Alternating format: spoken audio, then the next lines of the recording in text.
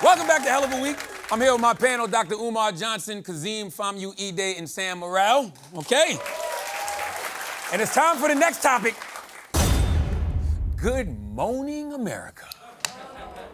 Good Morning America host TJ, the Beige, Becky Slayer Holmes, and Amy Blackman, Make My Eyes Roll Back, have been suspended after their adulterous work of ventures were made public, okay? What are y'all clapping for that for? They were pulled off the air due to the distraction this situation caused, even though it doesn't technically violate company policy. Panel, I'm gonna turn to you. Dr. Umar, I'm sure you're sympathetic to these interracial lovers.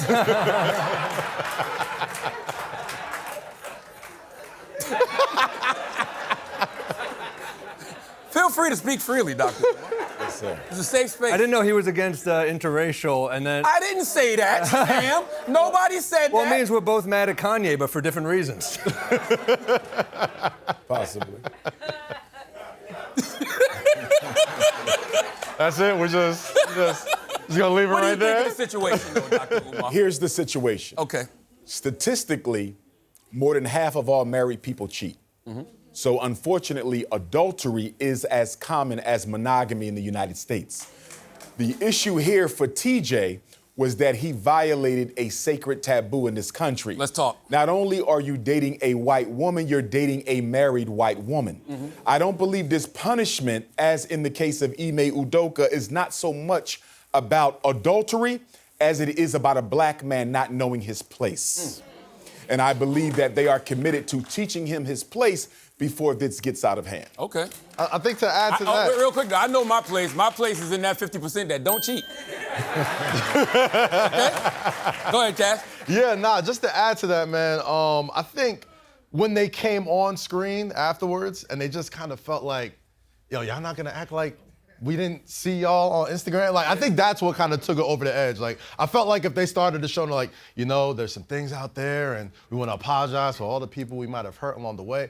I think the way that they were just so blatant about it, you know what I'm saying? And on top of that, Isn't that GMA's fault? They got pretty privileged, man. And we saw, the morning show, the show on Apple TV. Yeah. And we just love drama. We love scandal. But that's different. That's people. We're talking Matt Lauer, Bill O'Reilly, Charlie Rose. We should be celebrating TV and news personalities having consensual sex again. There you go.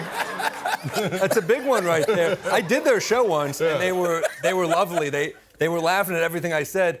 I figure they were probably giggling now because they just fucked in the broom closet. Yeah. But to Cass, to your point, though, isn't it at GMA's fault for letting them come on the air the next day? Shouldn't there have been a plan? Oh, they knew what time it was, though. They knew what time it was. It took over everybody's timeline, everybody's Instagram, everybody's Twitter. They were stupid as hell to not put them on TV that day. You know what I'm saying? Like, they ain't gonna lose out on them ratings. Yeah. That's exactly what they said. They said, ABC said this brings unwanted attention. And I was like, viewers? Isn't that what you want? Get a little will they, won't they, Ross and Rachel chemistry on the news, and maybe I'll give a shit. Hey. Yeah. I do want to acknowledge that it's just men on the panel tonight, right? So let's talk, because Dr. Umar brought up a good point. Is it really that hard to be faithful, my brothers? Speak for yourself, man. No. I don't speak for myself. I'm asking a broad question that has nothing to do with me and my life. Fact. Okay? Fact. Right? Nah, it's not that hard, man. Like, I think at the end of the day, bro, like, no matter everything you put together in a relationship with your wife, your kids, and all that type of stuff, at the very least, you can't live with that embarrassment, man. Like, especially when you have a big platform like this. You're on Good Morning America. The entire world watches this show. No matter what's going on in your own personal business, I think the most that each of them owed to their spouses is to let it be perfectly clear that we are not with these people anymore. We are just doing our own thing, and they didn't do that. And they let, the story just kind of get away from each other. So who cares what, you say it all the time, the truth. Nobody cares about the truth. Nobody cares about the truth because the lie's more entertaining. I'm going to go another way. Okay. I think that too often sociological problems are blamed on morality.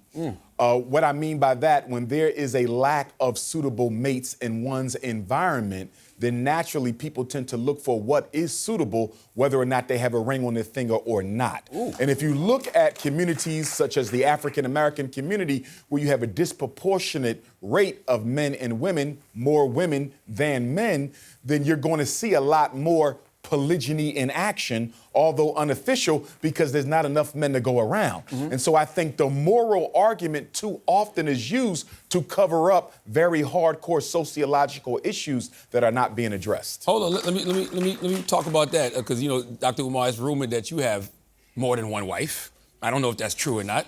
I've never been married. Oh, okay. So that wasn't. But I will have 2 queens. All right. Yes, sir. So is polygamy more realistic?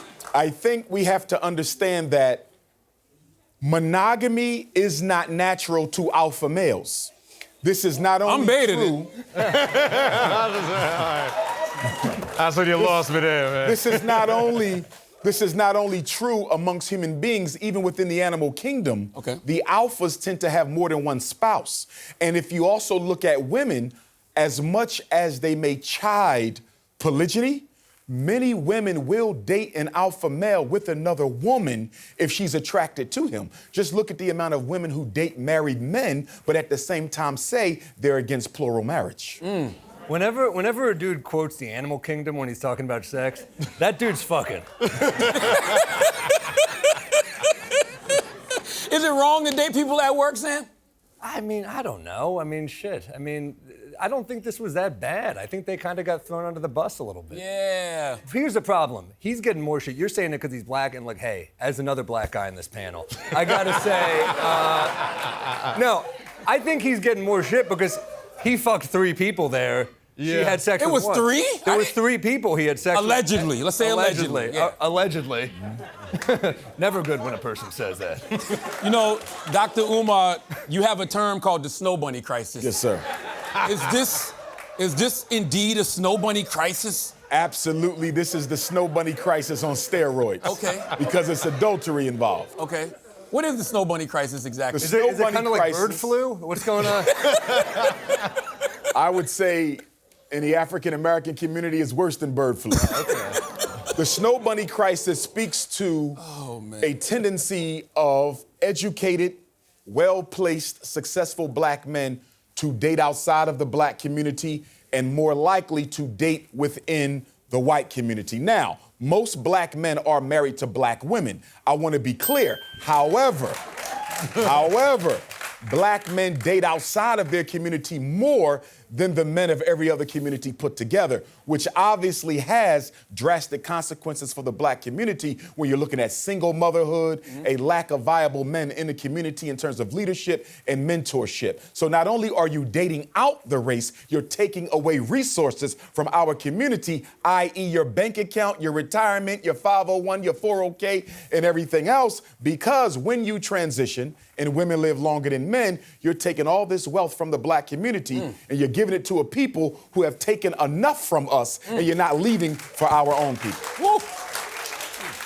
Listen, I get dating at work, but not when you're married, okay? You make vows in front of God and then wonder why God taps that jaw because you said you were going to be a loving and faithful husband or wife, but you lied, okay? And I speak from personal experience. When I say your life can only elevate when you are a faithful man to your mate, oof. All right? I want to thank my panelists, Dr. Umar Johnson, Kaz, and Sam Morrell for coming through.